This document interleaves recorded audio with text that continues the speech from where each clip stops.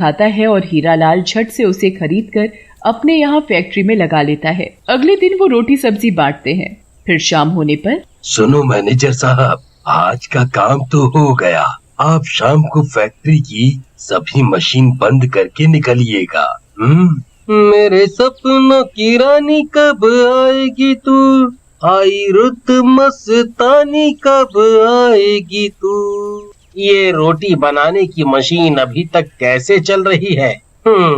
अभी बंद कर देता हूँ इसे। जैसे ही वो मशीन के पास जाता है, एक डरावना विशाल भूत उसमें से निकलकर मैनेजर के सामने खड़ा हो जाता है। तेरी हिम्मत कैसे हुई मेरी मशीन छूने की? अब इस गलती का प्रायश्चित तू अपनी मौत से करेगा। कौन हो तुम भूत जी? मैंने क्या गलती कर दी? मुझे माफ कर दो भूत जी। मैं आपके पैर पकड़ता हूँ। तूने मेरी मशीन को हाथ लगाया, इस गलती की कोई माफी नहीं है। फिर वो भूत मैनेजर को मार देता है, पर उसकी बॉडी को मशीन में डाल देता है, जिससे उसकी रोटियां बन जाती हैं। फिर अगली सुबह होने पर जब मजदूर ये नजारा देखते हैं, पूरी फैक्ट्री में हाहाकार मच जाता है। तभी वहाँ हीरालाल पहुँचता है। अरे ये क्या हो गया? हे ईश्वर, इस बेचारे ने क्या बिगाड़ा था आपका? क्या किसी ने कुछ देखा यहाँ? नहीं मालूम मालिक, मैं सुबह आया तब यहाँ ऐसे मैनेजर साहब की लाश देखी। क्या अब गरीबों को खाना बांटने वाला काम बंद कर दिया जाएगा? नहीं, ये तो ईश्वर का काम है। मशीन की सफाई करो, आज शाम भी खाना बांटा जाएगा। शंभू, आज से तुम मैनेजर हो, तुम ये सारे काम की देखरेख करोगे।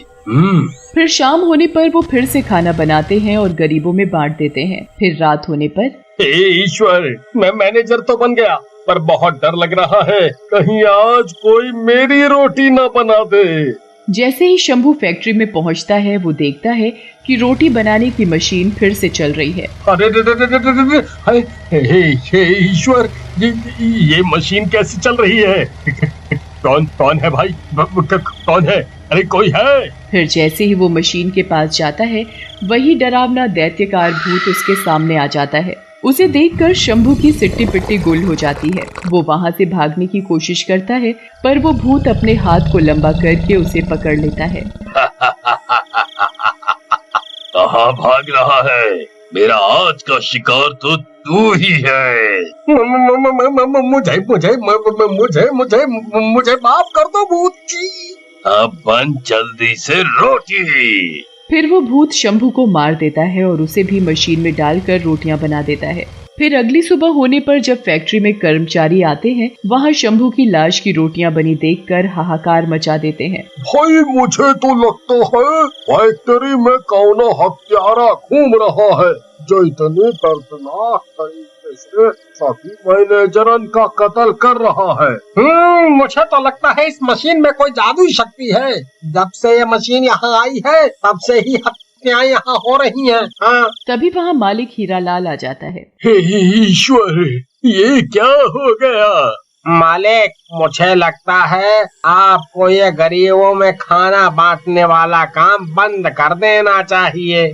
सही कहते हो, मैं ऐसे अपने कर्मचारियों की जान खतरे में नहीं डाल सकता। ये सब मशीन के अंदर बैठा भूत सुन रहा होता है। कोई नहीं बचेगा, मैं सबकी रोटी बना दूंगा। अरे भाई, ये मशीन तो बोल भी सकती है। अरे भागो, अपनी जान बचा के भागो। अचानक से फैक्ट्री की सभी लाइट बंद चालू होने लगती है। सभी फैक्ट्री से सिर पर पैर रख भाग निकलते हैं। इस बात से परेशान होकर हीरालाल पास के एक प्रसिद्ध बाबा के मंदिर में चला जाता है। क्या हुआ हीरालाल, बहुत परेशान लगते हो? फिर हीरालाल सारी कहानी बाबा को बताता है। बाबा कुछ देर आंख बंद करके ध्यान लगाते हैं। सुनो भाई हीरा, तुमने शहर की जिस मशीन व्यापारी से ये मशीन ली है, तुम उसी के पास जाओ, तुम्हें वही उत्तर दे सकता है। फिर हीरा जल्दी से अपनी गाड़ी में बैठकर उसी मशीन व्यापारी के पास पहुंच जाता है। अरे भाई, तुमने क्या रोटी बनाने की मशीन दी है मुझे? जब से यहाँ से गई है मेरे 2 कारीगरों की जान ले चुकी है। ऐसे हीरा भाई, मैं तो कभी कोई मशीन गलत नहीं बेचता। हाँ, आप तो कब से मेरे साथ व्यापार कर रहे हैं। फिर मशीन व्यापारी थोड़ी देर कुछ सोचता है और कहता है, हीरा भाई, मुझे याद आया, ये मशीन मुझे आस के शहर के एक होटल मालिक ने बेची थी। वो बहुत खड़ूस था, पर उस दिन उसने मुझे मशीन बहुत सस्ते में दे दी थी। मुझे लगता है तुम्हें वहीं जाना चाहिए। मैं तुम्हें अभी उसका पता देता हूँ। फिर हीरालाल उस होटल पर पहुंचकर सीधा मालिक के पास जाता है। आइए आइए आइए, क्या खाएंगे साहब? हमारा होटल इस इलाके का बेस्ट होटल है। बताइए क्या खाएंगे साहब? मैं कुछ खाऊंगा नहीं, बस तुम मुझे ये बताओ, तुमने जो रोटी बनाने की मशीन मोतीलाल व्यापारी को बेची थी, वो क्यों बेची थी? ये सुनकर होटल मालिक को पसीने आने लगते हैं। वो मशीन पुरानी हो गई थी, इसलिए बेच दी। चलो चलो, अभी धंधे का टाइम है, यहाँ से निकलो। होटल मालिक का ये व्यवहार देखकर हीरालाल समझ जाता है कि दाल में जरूर कुछ काला है। मुझे पता लगाना ही होगा कि बात क्या है, नहीं तो ये भूतिया मशीन ना जाने और कितने लोगों की जान ले लेगी। फिर हीरालाल वहाँ से जाने लगता है, तभी पीछे से उसे कोई आवाज देता है, सुनिए सुनिए। जैसे ही हीरालाल पीछे मुड़ता है, वो देखता है कि वो उस होटल पे काम करने वाला एक वेटर होता है। बोलो भाई। साहब, मैं आपको बताता हूँ कि माजरा क्या है, पर आप मेरा नाम मत लीजिएगा, नहीं तो ये खड़ूस सेठ मेरी भी जान ले लेगा। मेरी भी? क्या मतलब है तुम्हारा? तुम्हारी भी जान ले लेगा? फिर वो बताता है, एक दिन रात के समय एक पतला दुबला गरीब लड़का आया था। उसके पास खाने के लिए पैसे नहीं थे। उसकी माँ 2 दिन से भूखी थी। सेठ जी, कुछ खाने को दे दीजिए, चाहे सूखी 4 रोटी दे दीजिए। मेरी माँ 2 दिन से भूखी है। मेरे पास अभी पैसे नहीं है, पर जैसे ही मेरे पास आ जाएंगे तो मैं आपको पक्का पैसे दे दूंगा। मेरी मदद करो सेठ, मेरी मदद करो। यहाँ क्या मैंने अनाथ आश्रम खोल रखा है जो तुझे रोटी दे दूं?